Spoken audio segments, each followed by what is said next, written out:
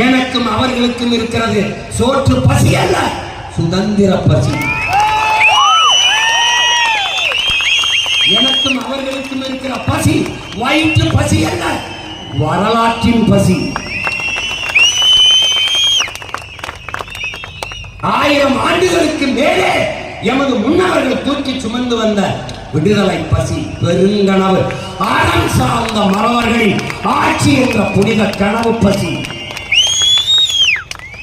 பசி, பஞ்சம், ஊழல், லஞ்சம், கொலை, கொள்ளை, சாதிய இழிவு, தீண்டாமை, அடக்குமுறை, ஒடுக்குமுறை, மதுமத போதை, பாலியல் வன்கொடுமை, இது ஏதுமற்ற தூய ஒரு தேசம் படைக்க வேண்டும் என்கிற லட்சிய பசி.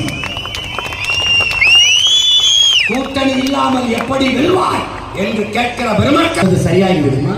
கூடி கொள்ளையடித்தால், கூடி கொலை செய்தால் சரியாகி விடுமா? மாற்று, எதிலிருந்து மாற்று, யாரிடமிருந்து மாற்று?